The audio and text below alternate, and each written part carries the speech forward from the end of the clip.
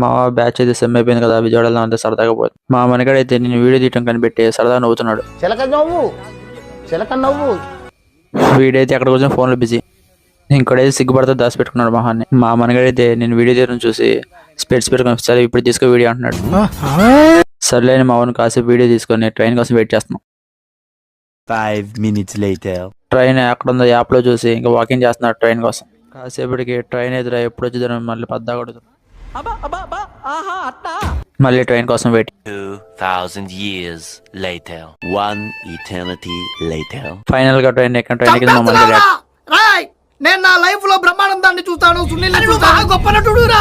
I love you. Final గా అయితే మధ్యాహ్నం 12ంటికి స్టేషన్ విజయవాడ.